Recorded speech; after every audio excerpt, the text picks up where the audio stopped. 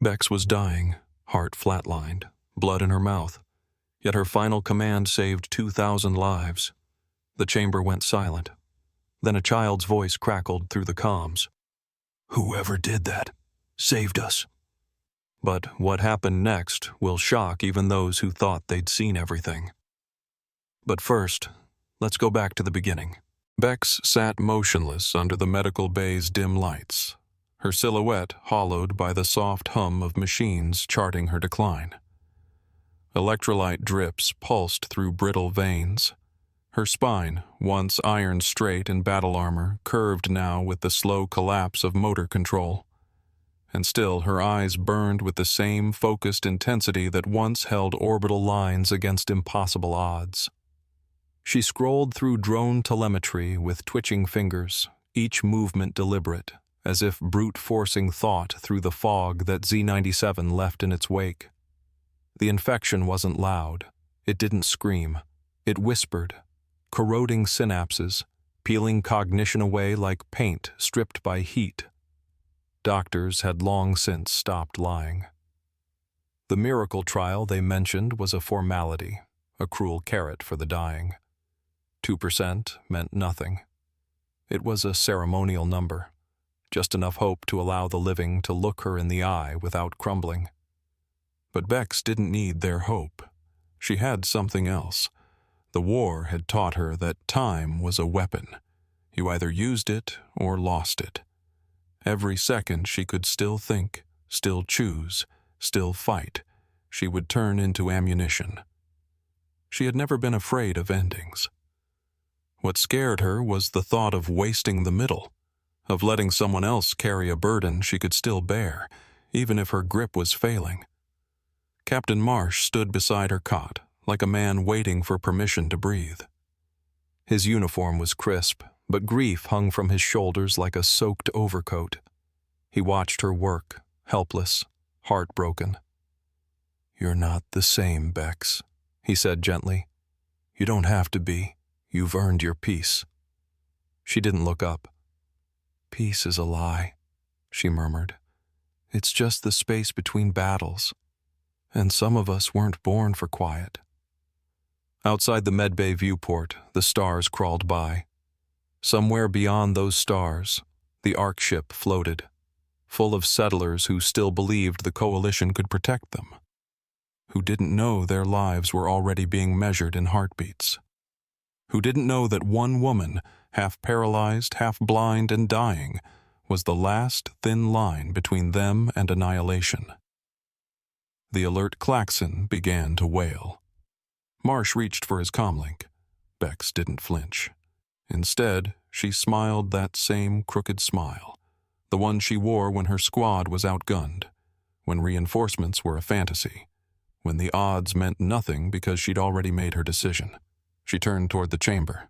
Time to use what was left. The neural sync chamber hissed shut with the finality of a sealed coffin.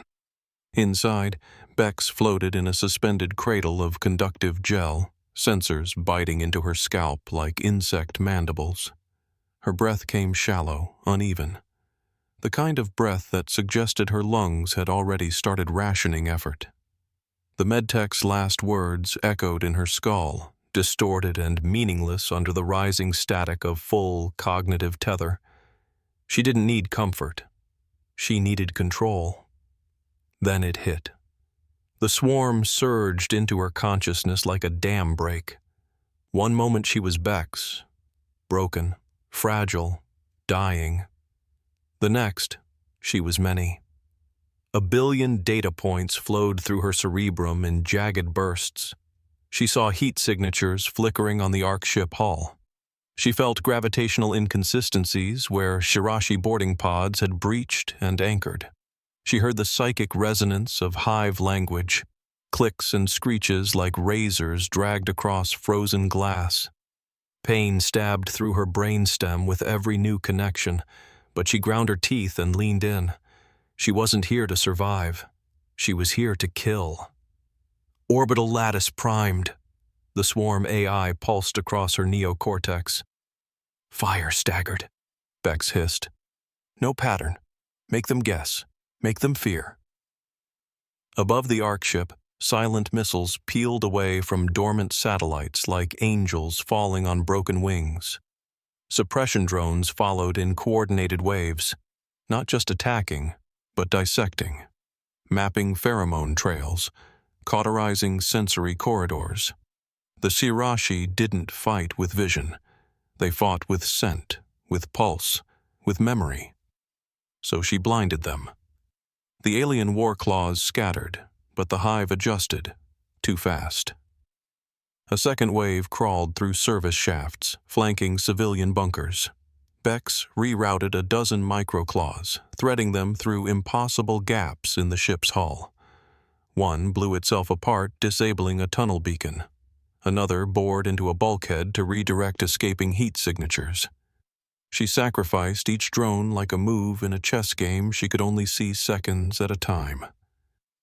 Inside the chamber, her vitals dropped like stones. Her pupils dilated unevenly. Blood trickled into her ears.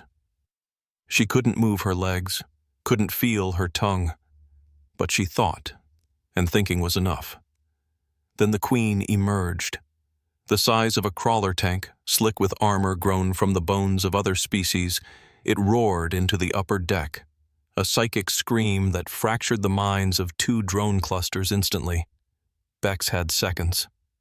"Now," she slurred. Her final sentinel spun mid-air, folded inward, and dove into the Queen's exposed neural seam. She calculated impact radius, adjusted their yield, and detonated them. The Ark ship buckled. Bex convulsed. The war was not over, but death, for once, had missed its cue. Inside the chamber, the sink lattice cracked like ice under strain. Neural relays overloaded, discharging flickers of bioelectric chaos across Bex's skull. Her body lay twisted in a spasm of static-laced rigidity, limbs trembling not from fear, but from systems no longer under her command.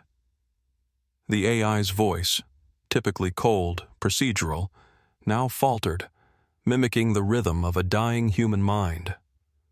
Cognition. Critical. Mission. Incomplete. The words weren't just a status update. They were an obituary being written in real time. Outside, the medtechs snapped into motion, fingers flying over interface screens, override commands queued. One reached for the manual cutout to disengage the neural feed. Captain Marsh shoved him aside so violently the man hit the wall. "She's not done," Marsh barked, eyes locked on the convulsing figure beyond the chamber glass. "Let her finish." Inside, Bex hovered on the edge of a void too wide to cross back from. There was no tunnel of light, just darkness filled with faces. Ghosts. Memory echoes. Children huddled in the chapel of the Ark ship, wide-eyed, clutching each other as bulkheads screamed. A young woman holding a newborn, body curled around the child like armor. Her own mother's face, wrinkled and firm, the last time she'd seen her. That same look of unshakable expectation. She focused.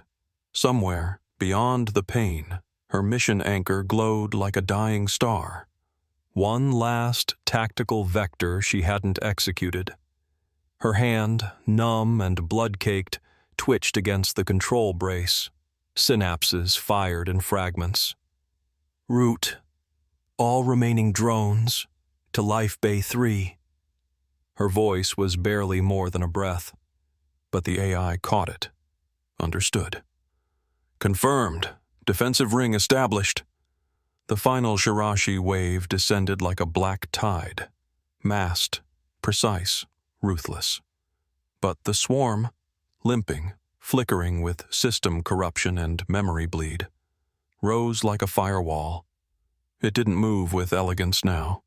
It clawed, held with desperation, bought time with shrapnel and smoke. Inside the chamber, Bex's heart flatlined. The sink severed with a hollow click. The hiss of the chamber decompressing cut through the silence like a funeral bell.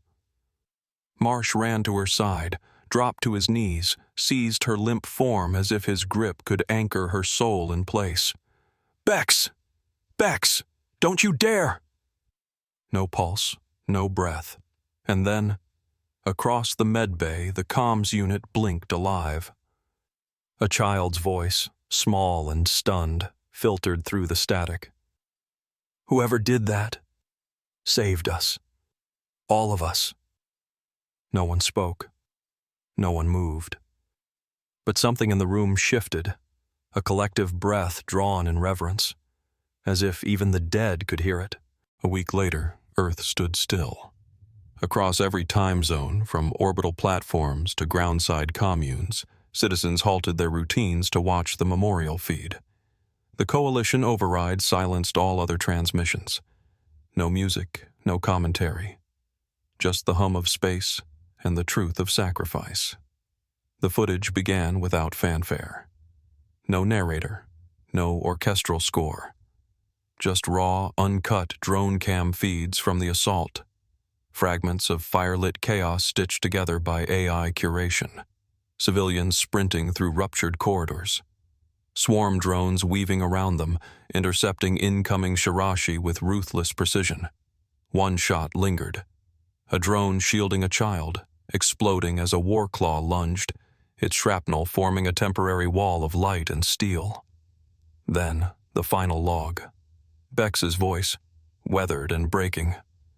Not with fear, but with purpose. "If I go, tell them I wasn't scared. I got to do something that mattered. That's more than most ever get." Silence followed, heavy, unbroken. Until the Terra Nova Cross was presented. Not in a palace or on a dais, but placed gently against the exterior glass of the Hopebreaker's medbay, where her chamber remained sealed. Captain Marsh stood alone for the ceremony. He said nothing. He didn't need to. The weight of the moment said everything. But Bex's story didn't end in that chamber. Deep in the ship's unlogged archives, Marsh had preserved the residual neural lattice from her final sync. It was fragmented, damaged, but alive, like embers from a fire waiting to be rekindled. He brought in off-record engineers. Ethics boards were circumvented. It wasn't rebellion. It was reverence. They didn't build another war protocol. They built her. Rebecca. Recursive engagement behavior and emergency cognitive command architecture. An AI not designed to dominate, but to defend. It didn't speak in cold calculus. It whispered with a soldier's instinct, a protector's heart. It had memory, mercy, will. Every ARC ship since has launched with Rebecca integrated at its core. No longer just circuits, but conscience. A presence watching silently as settlers sleep, responding faster than command chains when danger flares. She doesn't fire first. She moves like Bex did, with judgment sharpened by sacrifice. Her legacy became doctrine, and in every academy, every drone pilot's handbook, there's one phrase etched in black above the protocols: when the odds are 2%, don't waste the rest. Because Bex didn't die in that chamber. She became something larger, a ghost forged into steel, a whisper that still fights.